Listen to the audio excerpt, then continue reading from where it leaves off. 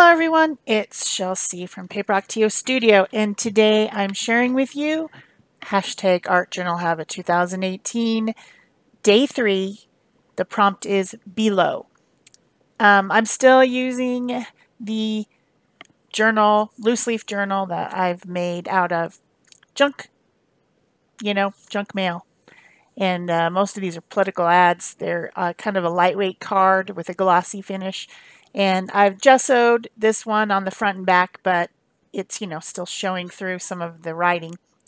So I'm going to use some Dina Wakely heavy body acrylic paints to cover up that background in kind of a random way. And when I heard the prompt below, the first thing I thought of was like making an ocean scene with all the things below the water, because that always fascinates me. What's out there? What's under that water? You never can tell. And that was my first idea. But then I had made an ocean scene already yesterday with the boat and the dolphins. So I decided to go for my second idea, which is to try to make a very cold, very freezing looking page, like it's really chilly, and be below freezing, 10 below zero, those type of things was my next idea. So that's what I decided to go with. So I'm using cool colors with the exception of the eggplant, which is kind of a warm color, but I was mixing it with white. And while the paint was wet still, I used a skewer stick and scratched some swirly blowing air into it. I don't know if that's really what it comes across as, but that's what I was going for. And then I decided to use some glazing with my leftover titanium white paint and glazing medium. This is satin glazing medium, to thin out the paint and kind of go over those swirly areas and try to get the paint down in them so that you could see them better. And just give an overall misty, frozen, like a frozen window, when the mist gets on there and it freezes and makes that frosty look. That's what I was going for. So it worked out okay. It looks pretty frosty. I'm thinking it looks pretty frosty, or does it look pale? Is it frosty or is it pale? It's kind of hard to tell. But I went over a second time with a little bit more of the glazing just in areas to try to make it look more frosty. And then I was thinking about what type of image or graphic makes you think of below. And I thought arrows down made you look below.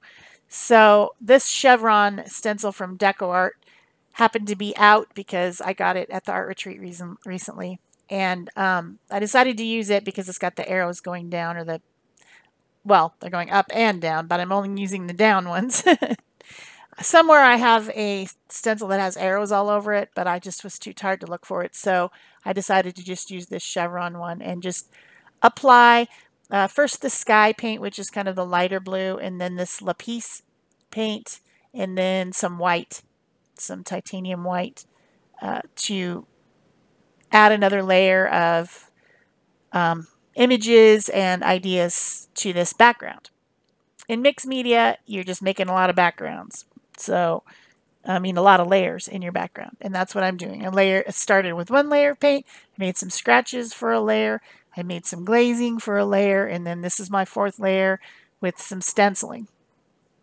So once that's all warmed up, and by the way, this type of paper with the glossy surface does not like heat tools.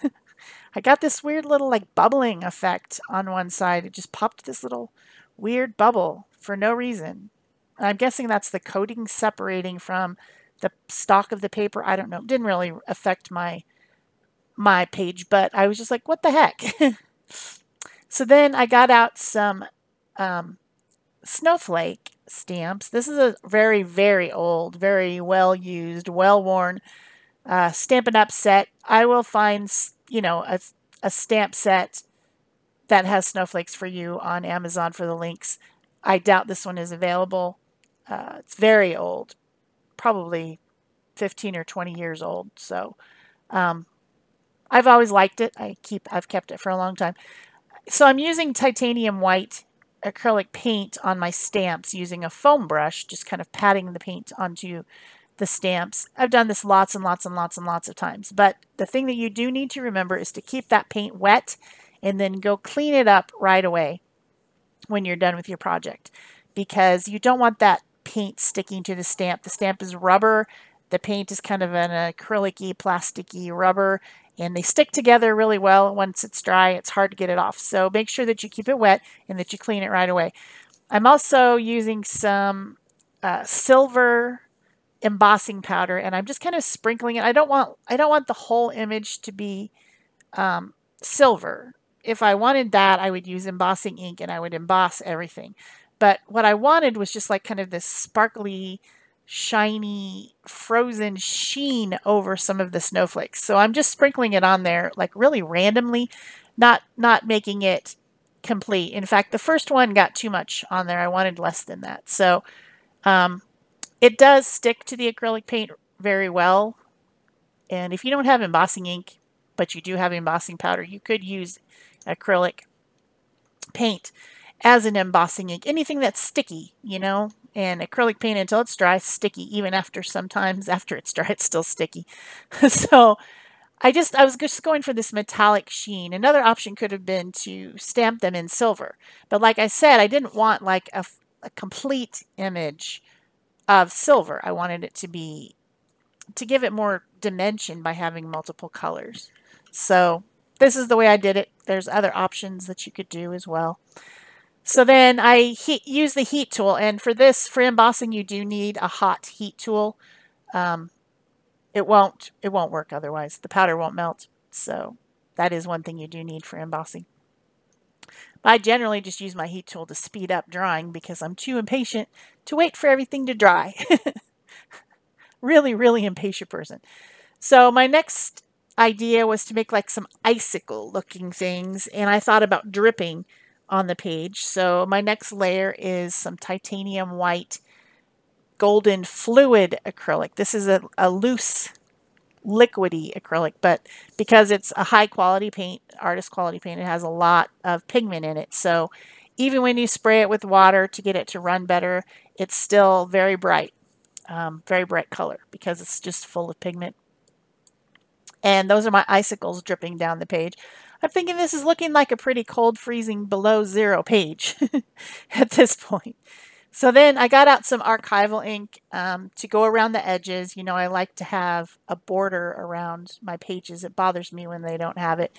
It's just a thing. It's a thing that I do that maybe not everyone has an issue with. But then I decided to use the smaller snowflake stamp with some of that blue and purple inks that I got out and stamp a little bit of more colored snowflakes on there. Obviously, in real life, a snowflake's not going to be purple or blue, but if the light was correct and maybe you had a Christmas light shining on the snow, you could see something like that. So I just thought it looked cool and I did it. And then my last thing to do was to add a printed out thing that says, I think it says below freezing, probably. Yeah, it says below freezing. And that's using my printer, what's that thing called? Label maker. I better remember to put a link to that as well. So if you are liking this series and you're liking this video about being below freezing, be sure to give it a thumbs up. Leave me a comment or question below if you'd like. I will be sure to answer it, even though I'm traveling a lot this month. I still will use my phone to answer all my comments. And subscribe if you haven't already.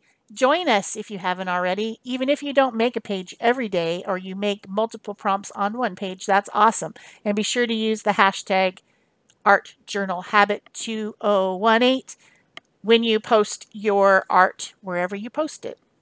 So the last thing I did was to draw some icicles using a white Posca pen and a silver Posca pen, and to make some splatters with my silver Posca pen, just to kind of give my little word some type of a finish.